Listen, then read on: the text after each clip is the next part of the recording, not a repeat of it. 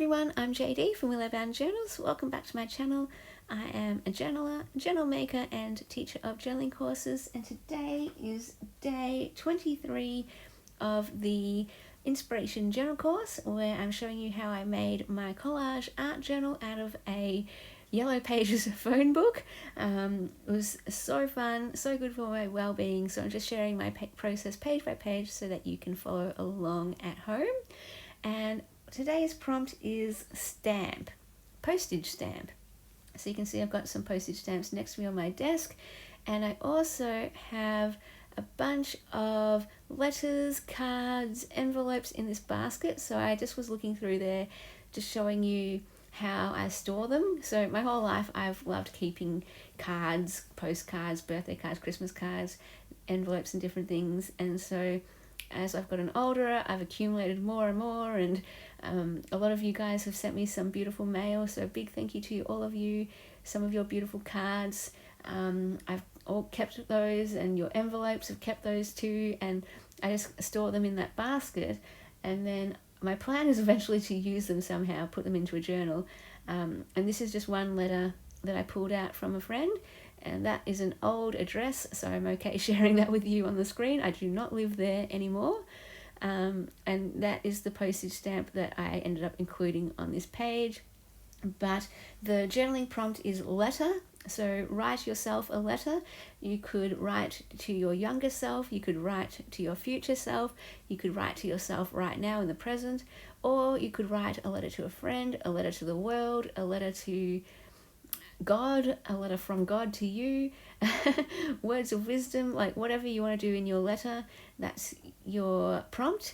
And because that's my prompt, I am going to be adding some letters to this page. And so I've gotten quite a few letters from this particular friend that I have kept, and so I am just going to use her, 2 pages of her letter for this one, and I'm going to preserve some of her writing because I like having her writing there, and then I'm going to cover up some of the other writing so that I can include my own words on the page and write my own letter. So for me, I love having her letter as a base and having her handwriting, so I'll always remember that, and I'll always have that in my journal, a piece of her. But then that gives me the inspiration that I need for journaling, and that is what this whole course is about with these prompts, is that whatever you put on the page, that provides the backdrop, that provides the jumping off point, and that provides the inspiration for you to then add your own stories and add your own writing, add extra ephemera, add photos to the page as to however your pieces in your collage inspire you. So yeah, I knew I wanted to write a letter by adding these letter pages onto this page spread. And then I just got a whole bunch of postage stamps. These are something I love collecting as well. And I ended up choosing, I believe, that red queen stamp. I like that. It's just on that brown craft paper or envelope as a backdrop, and I like how it looks. It kind of stands out, and I was thinking of using this one too, but I don't know, usually I would use the blue, but I thought there was a lot of blue on the page. There's a lot of blue happening, so I thought I'd use this red one just as a contrasting color. And then to fill in the gaps, what I have used is the inside of some envelopes. So that is one of the freebies. If you're interested, that is one that you can print out. It's a window envelope as well. And then for the collage kit with 150 different pieces, or over 150 different pieces, there are a variety of inside envelope patterns that you can use as well. So yeah, it was just fun putting this together, this page spread, basically just making sure I'm covering every square inch of the page and highlighting the letter. And now for my journaling, let me share the letter that I wrote. So this is a letter that I wrote, sort of a mix between a letter to self with the words that I need to hear, but also a letter to everyone. This is sort of my letter to the world, a letter to all people. So thinking about, maybe you want to do this prompt, if you had one speech or one message, one letter that you could share with the world, that you could share with people, what would you say in that message? And so here is my quick version. It's not like a well put together letter or anything that I've edited or anything, but just a quick journaling session gave me these words that I hope that you can take to heart. Dear one, you are a dear one. You are very dear. You are very precious. That's not a letter, that's just me saying, explaining why I wrote dear one. It's a double meaning, like dear person, how you started letter, but also you are very dear. So dear one, you are so loved. Just as you are lovable, you are worthy. Please be kind to yourself. Try not to beat yourself up or say bad words about yourself. In the hard times, be extra kind. Be your own cheerleader. You are useful. You always have something to give. You are a light. You are a treasure chest.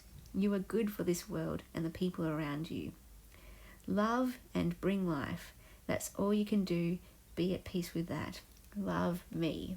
So these are words that I need to hear, and I'll kind of just explain them, I guess, especially this idea of love and bring life. I was thinking about if there's rules for living or guidelines for life, what does it come down to? And for me, as a Christian, the two greatest commandments, love God and love your neighbor as you love yourself. So essentially love. If you do all things in love, if your words are loving, if your actions are loving, if your thoughts are loving, I don't think you can really go wrong with that. Of course, though, we live in a fallen, cursed world. And so even when we are doing our best and we are completely loving, we still might hurt someone just because our way of loving might be something that hurts someone else, just because we have different ways of loving, we have different ways of seeing, we have different backgrounds, different values. And so even when we are doing a loving action that we consider is loving to someone else, they might just see it as a hurtful action for some reason. And that's not something that we can control. We can never control how people respond to us. The only thing we can control is our own behavior and our own words that we speak. So we're always going to be hurt by people. We're always going to hurt people, unfortunately, unintentionally, because there's going to be miscommunications, misunderstandings, and all that kind of thing. But as long as we know that we are doing what we can to love and bring life, then be at peace with that. And if someone is hurt or offended by that, do your best to, of course, apologize, understand their perspective, grow from it, and do your best to make things right, of course. And if you need to change. But if you realize that doing something is unloving when you thought it was loving, then you can learn, okay, I don't want to make someone feel unloved, so I will change my behavior so that that person now feels loved, for example. It's all a growing learning curve where the aim, I suppose, is just to love love yourself, love people, and find ways that you can do that. So it's not just, this is how I love and that's just how people have to accept it. No, we can also find out how other people feel loved and then adapt our own behavior and adapt our own perspective so that we can meet them where they are at, so that we can help make them feel loved, which is what God does for us. He meets us where we are at and loves us in a way that we can understand. The way that he expresses his love for me might be different to the way he expresses his love to you. It could be, and the way he speaks to all of us is through different ways, right? He might speak to you through a song, he might speak to me through a movie, he might speak to you through creation and nature, but he might speak to me through having conversations with people. And I mean, all of those ways, every one of us can experience God's love through all of those ways. But talking to people, I hear that different people experience God in different ways, and that's awesome. And people experience us in different ways, and people experience love in different ways. And so when we can learn different ways that people experience it, we are better equipped to be able to maybe love people in ways that meet them where they're at, in ways that help them feel loved and lovable. So yeah, this idea that in everything that we do, love and bring life. So that's another one. Keep it simple, love and bring life. Or do love and bring life, if you want a little catchphrase. And that just helps me, because sometimes I get so caught up in beating myself up, judging myself, and telling myself I'm such a horrible person, such a horrible human, that I fail at life, that I fail at being a human, that I fail at, just being a person. And that's when I have to remember, just bring it back to basics, simplify everything, just do your best at doing love and bringing life. And as long as you're doing that, I think you're on a good track.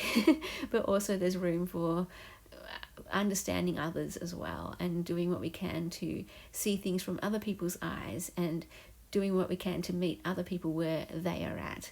So I hope that is encouraging, and maybe you want to come up with your own little catchphrase of your own little guideline for living life. I guess that's mine in a nutshell. Do love and bring life. But I mean, I've got other catchphrases too, like, share your story and use your gifts and all that kind of thing, because you are a good thing in the world. Just by being you, you're a good thing in the world, and a good thing for those around you. So be you, and shine bright. Use what you have, and definitely be kind to yourself. If there's one thing that you can do, no matter how hard life is, and no matter how wrong or whatever mistake that you've made, please be kind to yourself. Be very, very extra kind to yourself in those moments where you're feeling down about yourself or down about life. Be extra kind and compassionate.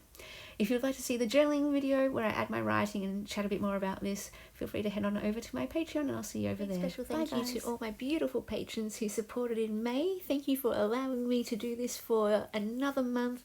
I hope you absolutely love being a patron and all the extra rewards you get over on my Patreon. You get access to extra videos and printables and personal updates, first access to my journals, and much more. So if you'd like to become a patron in June, feel free to check out the link in the description box to my Patreon.